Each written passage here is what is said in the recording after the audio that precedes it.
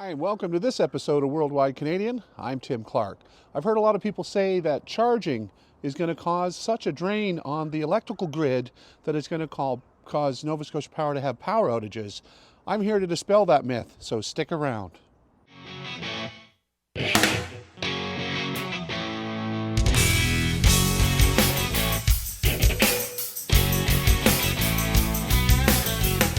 So today's topic is one that I hear a lot, and when I'm telling people about the benefits of EVs in Nova Scotia and Canada specifically, I keep being told that the grids are not going to be able to handle all the charging by these electric cars. First of all, that's a myth that's been spread quite widely by media. In fact, you don't have to go very far on Facebook to see stories where the grid won't be able to keep up with the demand. This was the similar situation about 10 years ago when I first saw a wide implementation of heat pumps for heating in Nova Scotia.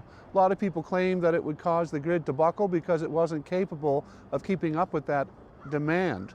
Well, let me assure you that a lot of folks in Nova Scotia do most of their charging at home, and they do it overnight. And in Nova Scotia Power actually sometimes has to export power down to the US at a loss. So if Nova Scotia EV owners begin charging overnight, what they do is they pay the rate that is better than what Nova Scotia Power gets to export that power.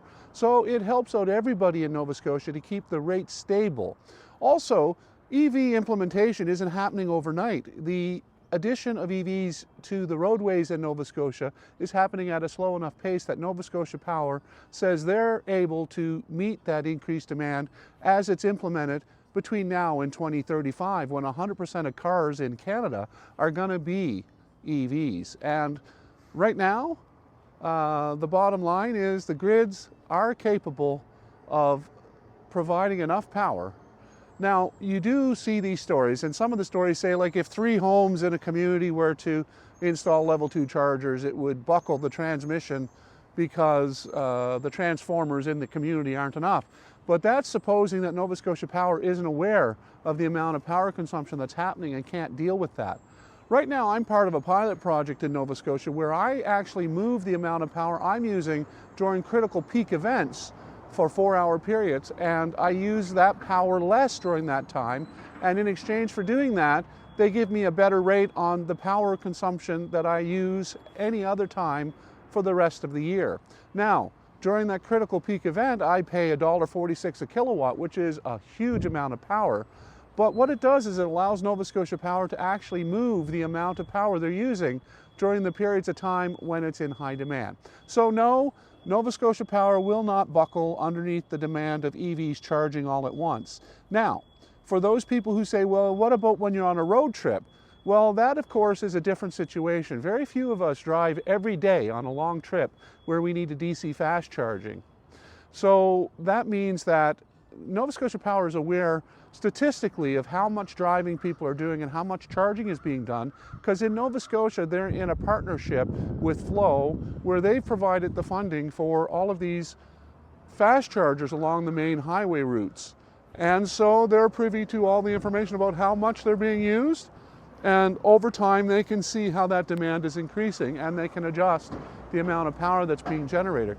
Right now, if you drive around Nova Scotia and you see the windmills off in the distance, sometimes you see they're not spinning. That means demand is not using enough of the power that's being generated by those wind turbines.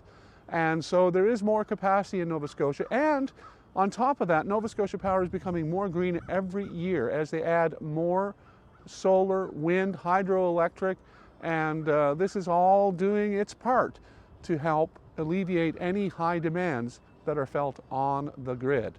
So that's that myth. If you really want more information, I can put some links in the description down below about Nova Scotia Power and what they say about EVs and how they're promoting the use of cars that are powered by electricity. That's it for me today. Please like and subscribe to my page. It helps me a lot. And please click on that bell icon if you want to be notified when I upload new content. That's it for now. See you next time right here on Worldwide Canadian.